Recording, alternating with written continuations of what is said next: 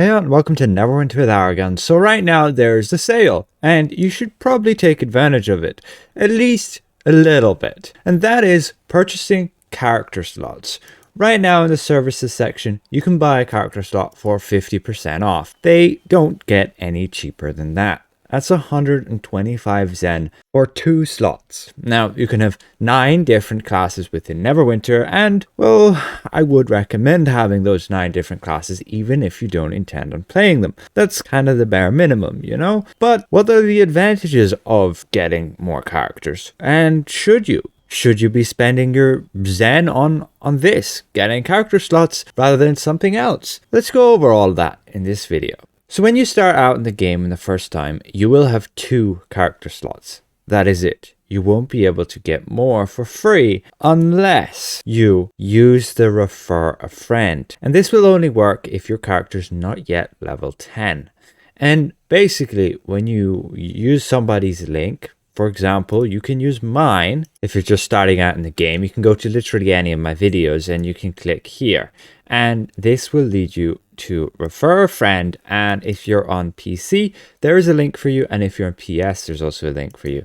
You click that link and then you can see you need to go and you need to accept that. You need to make sure you're logged into like your ARC account. If you're going through a Steam account with having let it create an account for you, you might not be able to do this. And if you're running through Epic Games, you might not also be able to do this, which is unfortunate. But accepting a refer a friend, you basically can get these, again, rewards upon leveling up. Once you hit that level 20, you will get another character slot. And so you could have 3. And then from there, at least from what I've heard, you can buy another 50 character slots. You may note, I have not. I have never done so. I can barely keep up with having 15 characters.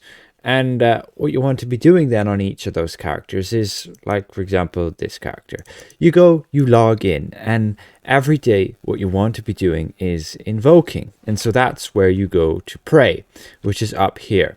And if you don't have VIP, you're going to have to be in a prayer circle in order to do so. But invoking, well, you'll pray like so. But the most important thing from that is you get these coins every day. You get these celestial coins. You could invoke 6 times again on that character to get another celestial coin. But yeah, that's maybe if you're try hard or have set something up for yourself to remind you to come back every certain amount of time to invoke that on all your characters. It's feasible. People do it. But the benefit of that is that in your Vault of Piety, you can obtain these coffers, and these particular celestial coffers can drop you these coalescent motes. And yeah, have a look at coalescent motes. They are pretty expensive. Yeah, going for over 880k right now. And if you're to buy them with ZEN, well, you can get them in certain times to get them on sales where you buy them for 500 ZEN, and I would recommend doing that.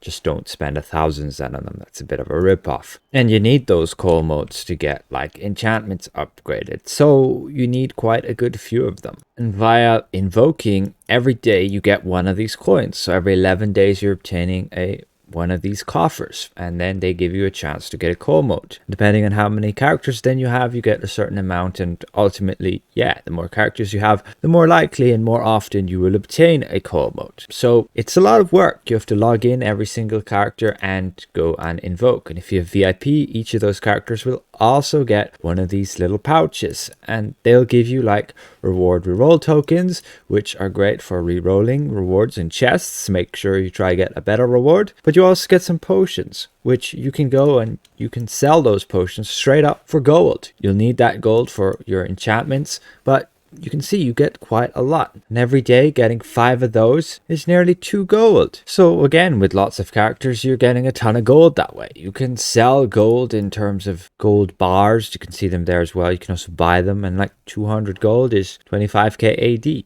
Okay, not a whole lot, but it's something. And you have events. That's the particular thing.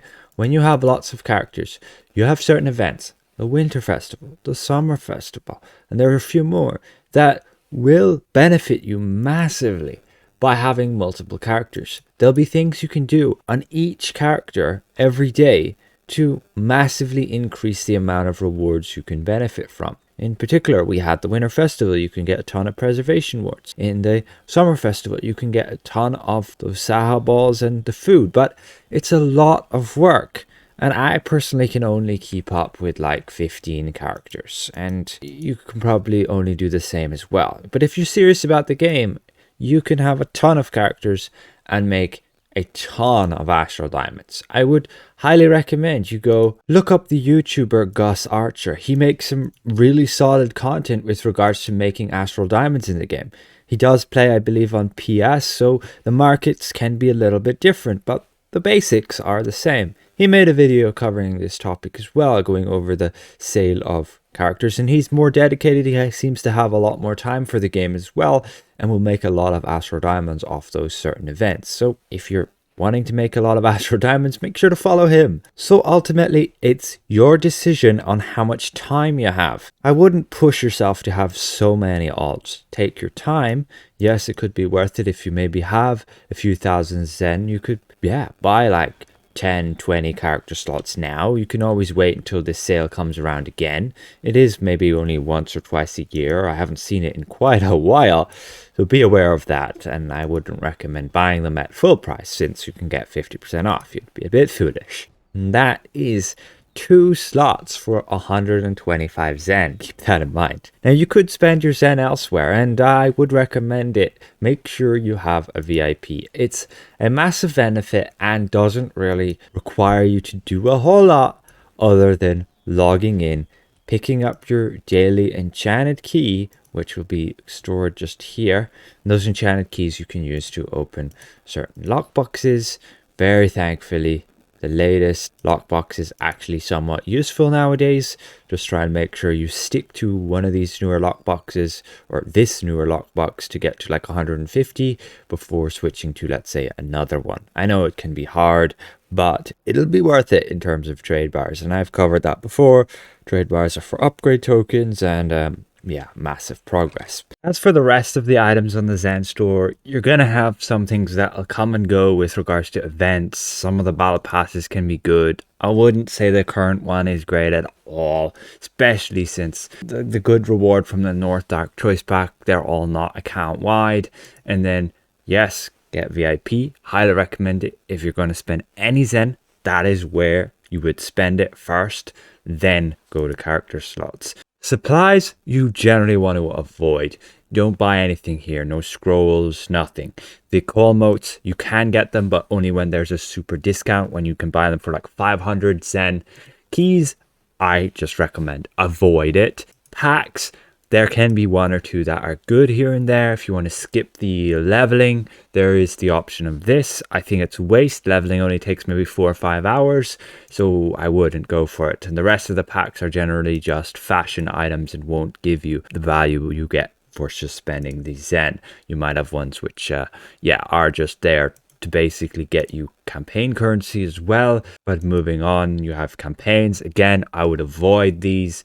Mounts, I would avoid all of those as well. Avoid the companions. Again, they're all just rip-offs here. You can get much cheaper usually from the Zen market, from the auction house. Professions, avoid it. Services, I think also just avoid them, apart from character slots and race reroll tokens. Try and get them when they're on the discounts.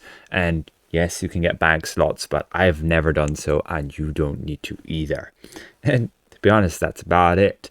Stronghold, also avoid it. And appearance, also avoid it. There's really no need. So outside of the occasional good sale, which I'll generally go over on a video, so you can keep yourself posted by subscribing, what you want to have is just VIP and, well, character slots from then on, and that's it. And you'd get the character slots now, and if you don't get them while they're on sale, just wait until they go on sale again. So I'm personally not the person who's going to have 50, 60 characters just to log on them every single day. I know I should, but I can't. I just can't do that much, and I don't really need to either. I've gotten to end game. I've gotten to the point in the game where I can keep up with the next end game content and make some mouse alignments here and there. So I'm fortunate in that regard. So if you are going to be creating multiple characters, just be aware that in order to get them to the level where they can invoke to take advantage of the Vault of Piety, you do have to get to level 5 via your leveling adventures. You will see that there. And then you need to get them to level 8 in order to, let's say, unlock the workshop if you want to be crafting gold and so on. More videos on that I've covered. So another special thank you to all of these channel members. They really help me keep my channel going and keep me motivated, even the ones who don't want to be on this list. And so we'll see you guys around. Goodbye for now.